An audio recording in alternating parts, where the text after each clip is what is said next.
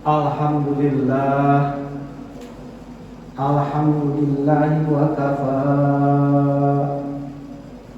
Wassalatu wassalamu ala nabiyil mustafa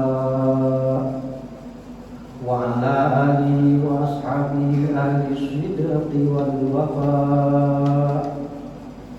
Ashhadu an la ilaha illallah wa ashhadu anna Muhammadar Rasulullah. Allahumma shalli ala sayyidina Muhammad wa ala ali sayyidina Muhammad. Amma ba'd. Ya ayyuhan nas, ittaqullaha mastata'tum. Faqad fazal muttaqun. Qala ta'ala fil Qur'anil Karim. A'udzu billahi minasy syaithanir rajim. Walladzina amanu wa hajaru wa jahadu fi sabilillah walladzina amanu ulaika humul mu'minuna haqqan lahum maghfiratun wa rizqun karim. Wa qala Rasulullah sallallahu alaihi wasallam wal muhajiruna man hajaru ma nahallahu anhu. Hadirin sidang Jumat rahimahumullah, marilah kita sama-sama tingkatkan ketakwaan kita kepada Allah. Hanya dengan takwa itulah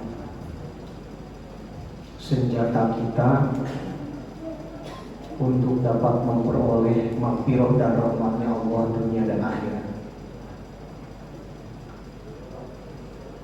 Tidak terasa tahun ini kita sudah memasuki tahun 1443 Hijriah.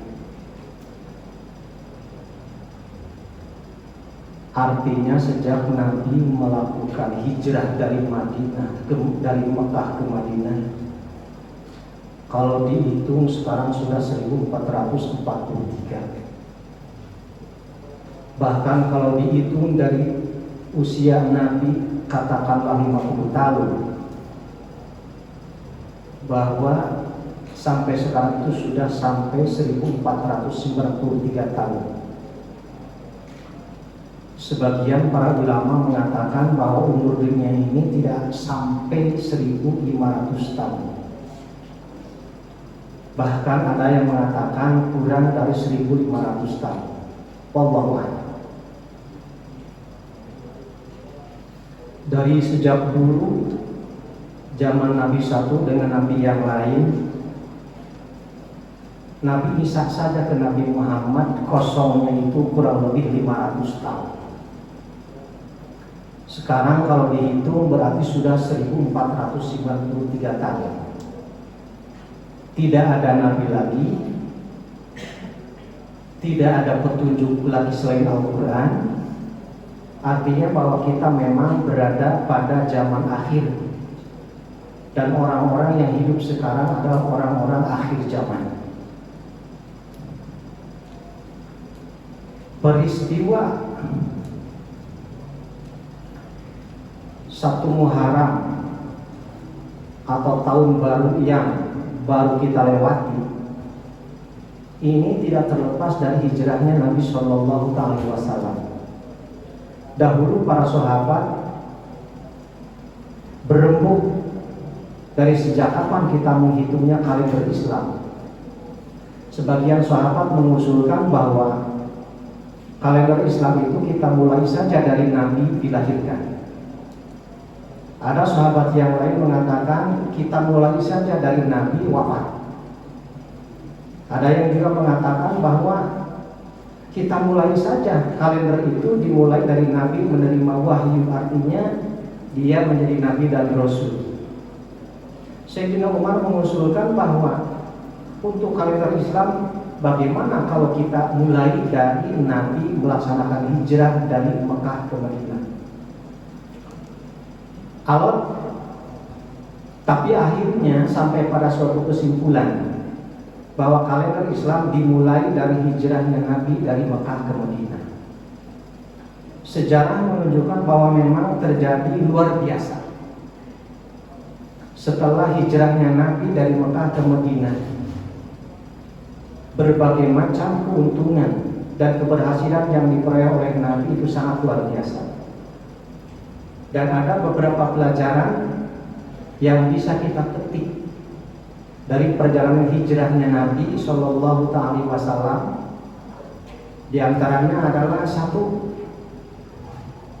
Nabi beserta sahabatnya adalah orang-orang yang benar-benar mengorbankan cinta dunia demi cintanya kepada Allah Subhanahu wa Ta'ala.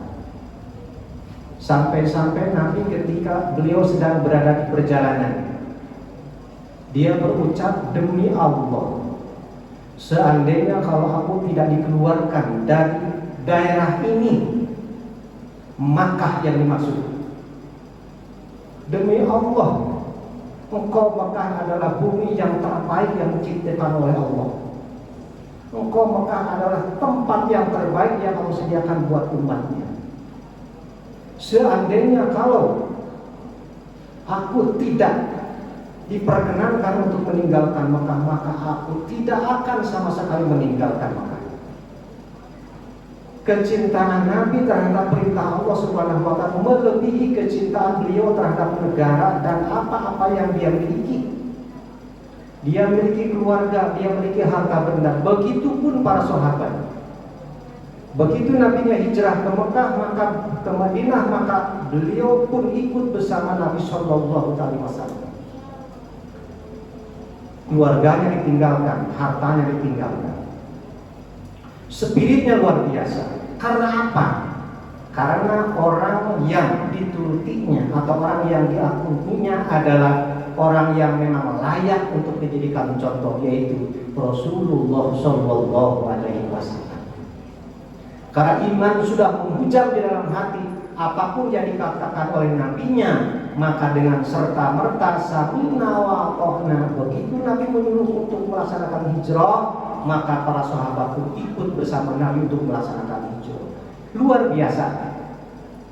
Segala kecintaan yang dia punya, segala kemegahan dunia yang dia punya di Mekah ditinggalkan begitu saja demi menuruti panggilan Allah Subhanahu wa Ta'ala. Itu pelajaran yang berharga buat kita, bahwa ternyata ketika kita mendahulukan Allah Subhanahu wa Ta'ala daripada yang lainnya, maka hasilnya bilang luar biasa yang diterima oleh Rasulullah Shallallahu Alaihi Wasallam pasca hijrah. Yang kedua, pelajaran yang kita petik dari hijrah itu adalah setelah Rasulullah Shallallahu Alaihi Wasallam melaksanakan hijrah dari Mekah ke Madinah, kokohnya persatuan dan kesatuan serta persaudaraan umat yang bukan karena syahwat bisnis, yang bukan karena syahwat niaga, uang, jabatan dan lain sebagainya, tapi karena Allah Subhanahu wa Ta'ala. Karena masing-masing as-sabiqun al-awwalun minal muhajirin wal ansar sudah sama-sama bergemuruh di dalam dada penuh dengan cinta dan iman kepada Allah Subhanahu wa Ta'ala, maka saling menolongnya bukan karena apa-apa, tapi saling menolongnya adalah karena Allah semata. Maka Rasul mempersaudarakan antara sahabat Ansor dengan sahabat Muhajirin. Saking bagusnya dan saking hebatnya persaudaraan itu, sehingga ada di antara kaum Ansor yang punya istri 4 disuruh untuk memilih kepada sahabat Muhajirin, silahkan Anda pilih mana yang Anda suka. Yang punya tanah, silahkan saya bagi 2, atau mungkin saya bagi 3. Yang punya rumah, silahkan tempati rumah yang kau suka. Yang punya langganan di pasar, silahkan kau ambil langgananmu untuk bisa kau berusaha. Itulah hebatnya kokohnya persatuan pasca hijrah. Karena apa? Karena dasarnya kuat iman dan cinta kepada Allah dan Rasulnya. Ketika iman dan cinta takwa kepada Allah begitu menghujam di dalam dadanya, maka tidak ada sekat-sekat sekalipun di antara umat ketika itu. Yang ada hanyalah ingin saling tolong menolong. Itulah as-sabiqunal awwalun. Pun begitu seharusnya kita begitu. Tapi kalau pada kenyataannya akhir-akhir ini tidak seperti itu, karena kata para ulama itu adalah karena kelalaian kita sendiri. Masa-masa kejayaan Islam ketika zaman Paduka Rasulullah SAW dilanjutkan dengan Khulafaur Rasyidin, dilanjutkan dengan Daulah Umayyah, dilanjutkan Daulah Abbasiyah, dan terakhir dengan Turki Utsmani yang berakhir tahun 1924. Mengapa hancur? Karena kelalaian kita. Ada masa-masa seperti sekarang ini adalah masa-masa kemerosotan yang kita rasakan, berbagai macam bala yang kita terima. Umat Islam terpuruk. Islam bukan hanya rahmatan lil alamin, tapi Islam dicap sebagai radikal.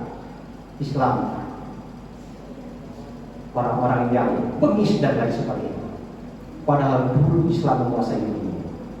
Tapi jangan khawatir, kata Nabi Shallallahu Alaihi Wasallam, suatu saat nanti Allah akan membangkitkan kembali gairah Islam yang luar biasa.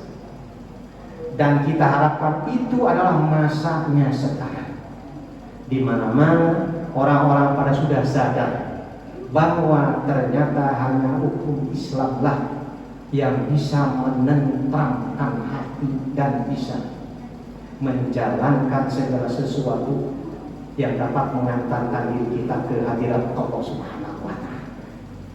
Dan kita berharap mungkin oleh kita tidak akan tercapai karena umur, tapi suatu saat nanti mungkin oleh generasi kita yang akan menjadikan tonggak sejarah dalam peradaban Islam yang kembali muncul ke depan.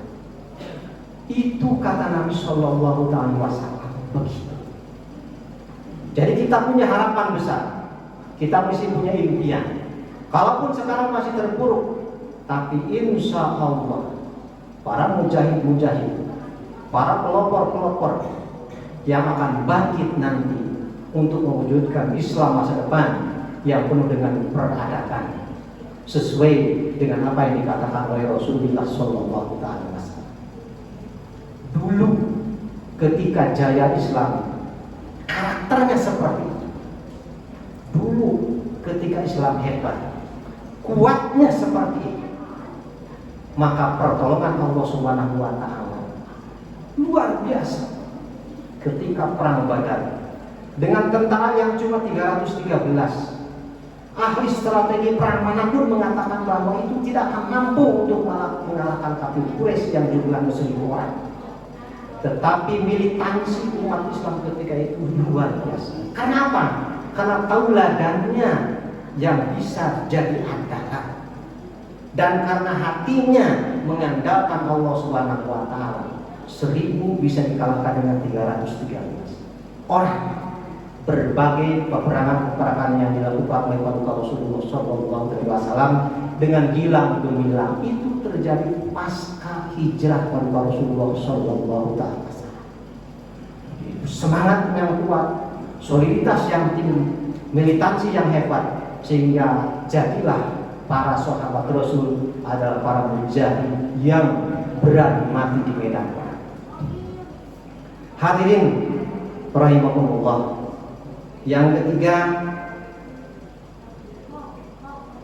bahwa setelah pasca hijrah itu,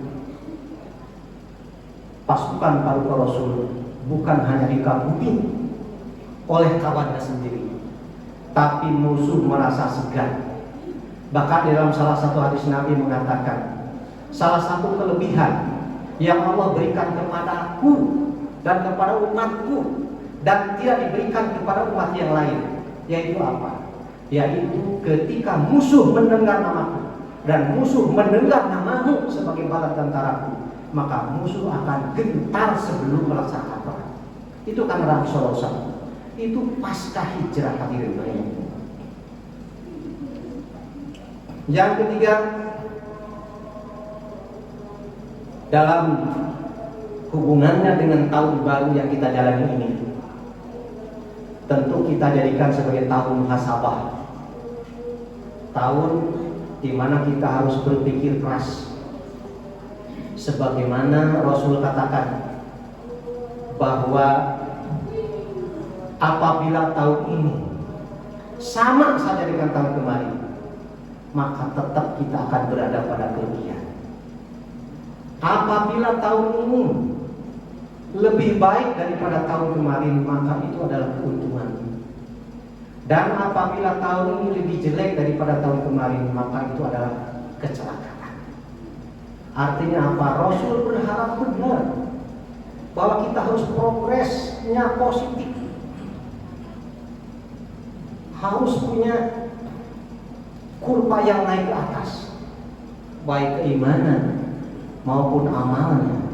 Fastabiqul khairat yang telah didengung-dengungkan oleh Allah Subhanahu wa taala dan para rasul harus benar-benar menjadi spirit bagi kita untuk menjadi orang yang terbaik di masa depan. Dan kita sangat berharap bahwa generasi-generasi kita ke depan adalah generasi-generasi yang penuh semangat.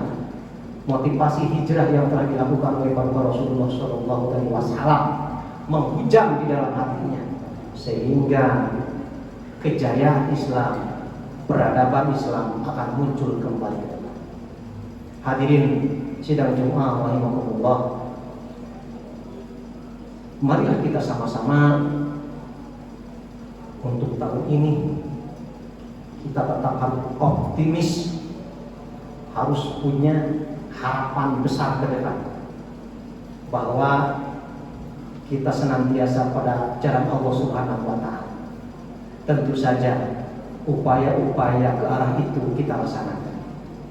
Masjidnya ditingkatkan untuk melaksanakan sholat berjamaahnya, taklimnya kita tingkatkan, muhasabah dirinya kita tingkatkan, zikirnya kita tingkatkan, ekonominya kita tingkatkan. Semua kalau meningkat, insya Allah aura positif ke depan akan selalu memancar pada diri kita.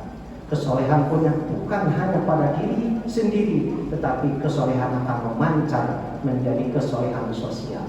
Setelah itu akan merambah nasional, internasional, dan pada akhirnya harapan yang kita inginkan, Islam tegak kembali, muncul kembali ke depan dan memimpin dunia, insya Allah suatu saat akan muncul kembali. Barakallahu wa lakum bil Qur'anil Karim wa nafa'ani wa iyyakum bima fihi minal ayati wa dzikril hakim. Innahu huwal ghafurur rahim. Allahumma shalli ala sayyidina Muhammad wa ala ali sayyidina Muhammad.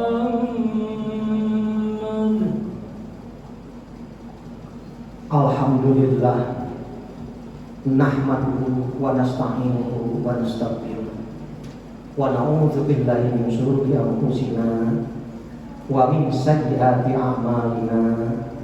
May yahdihillahu fala mudilla lahu wa may yudlil fala hadiya lahu. Asyhadu an la ilaha illallah wa asyhadu anna Muhammadar Rasulullah. Allahumma sholli ala sayyidina Muhammad wa ala ali sayyidina Muhammad. Amma ba'd, ayyuhal hadirun, ittaqullaha haqqa tuqatih wa la tamutunna illa wa antum muslimun. Hadirin rahimakumullah, Rasul mengatakan setelah Futuh Makkah tidak ada lagi hijrah. Hijrah bagi kita sebagaimana dijelaskan oleh Imam Bukhari dalam hadisnya, wal muhajiruna man hajaru manahallahu anhu. Jadi hijrah sekarang itu adalah hijrah dari segala sesuatu yang Allah larang. Marilah kita berhijrah untuk sesuatu yang Allah tidak suka, yang Allah benci, dan marilah kita sama-sama menuju kepada cintanya Allah Subhanahu wa taala. Innallaha wa malaikatahu yusholluna 'alan nabi ya ayyuhalladzina amanu shallu 'alaihi wa sallimu taslima.